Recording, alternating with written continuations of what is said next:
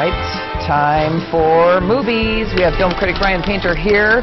Oscar nominations out, and one of the big ones was American Sniper, Bradley Cooper. Really surprised a lot of people. Yeah. And surprised me quite a bit. I wanted to see him get something. And I, you know, the funny thing is American Sniper, the best thing about the film is him. Oh, good. Now, I don't know if it deserves to be a Best Picture nomination. That's up for debate. But as far as, should you see this film? Absolutely, yes. Bradley Cooper stars as, this is based on a true story.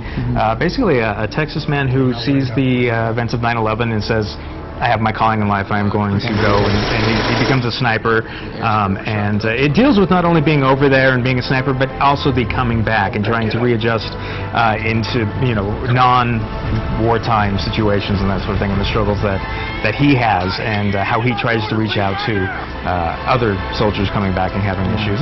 It is a really good film. I don't know that it's an excellent film. I would have liked to get more inside of his head a little bit to understand what it was exactly he was going through. Obviously, it's a difficult transition. I would have liked to understand that a little bit more. Right. Okay, and then we'll shift gears and move to Paddington. You know what? And when I saw the trailers for this, and I was not excited. Oh. I looked at it and thought, oh, this looks like a dumb kids movie. You know, I grew up with Paddington. I love Paddington. I'd rather read the book. Yeah, but you know what? It's actually really good. Oh, good. So you know, the thing I really like about this is, A, it has a British sense of humor, which it needs to be. I mean, Paddington is a British story. Right. But B, it's not stupid. It doesn't rely on bathroom jokes. It's not, you know, one gag after another where the adults will be rolling their eyes and the kids will be laughing.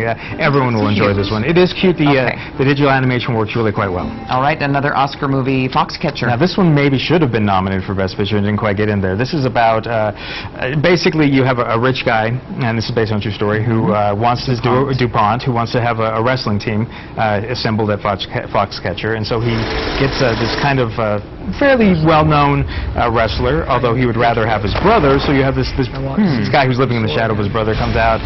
It has all sorts of dynamics in it that are just compelling drama. Steve Carell is playing a role that obviously he's wearing a different nose, but he's unrecognizable. Mark Ruffalo as the older brother, Channing Tatum. I mean, just great performances, intrigue, very serious stuff, but very, very engaging. Absolutely see this one. Wow. Okay, what about Black Hat? Skip it. No. Michael Mann directs this. The problem is it's about hackers, and it's hard to make a guy sitting behind a computer all that exciting. So what they've done in here is they've kind of made the prime hacker, who is Chris Hemsworth, who is better known as Thor, kind of like a James Bond with brains.